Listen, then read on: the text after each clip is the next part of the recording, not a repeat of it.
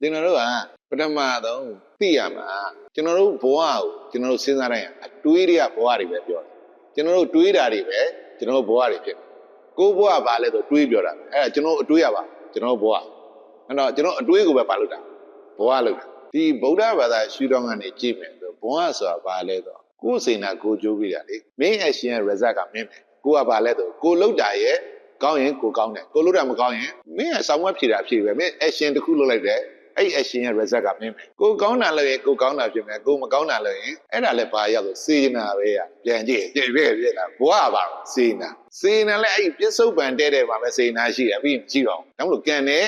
ကံရဲ့အကျိုးဆိုတာလဲစေနာပဲရထိုင်တယ်မှရရင်တည်းမှရှောက်တယ်မှတော့ဘာတွေမှလည်းမသိခုမှညံလည်းဖြစ်သွားတော့ဟာအဲ့ဟာတွေကဘဝတွေဖြစ်ကုသိုလ်မင်းအဲ့ဒီအခိုက်မှာကုသိုလ်လုပ်ရင်မင်းဘဝကုသိုလ်ဘဝကောင်းတဲ့ဘဝအကုသိုလ်လုပ်ရင်မကောင်းတဲ့ဘဝအကုသိုလ်မကုံလို့ဘဝတွေစက်တိုက်ရယောဂမပြောင်းရင်စိတ်ဆက်ကူရတယ်ကုသိုလ်နဲ့ကုရင်နဲ့အကုသိုလ်တွေကုံသွားတဲ့တစ်ချိန်မှာနောက်ဘဝမရှိတော့ကုသိုလ်ရလို့တော့ဘဝဆိုတာကုသိုလ်အကုသိုလ်တိုက်ပွဲပဲ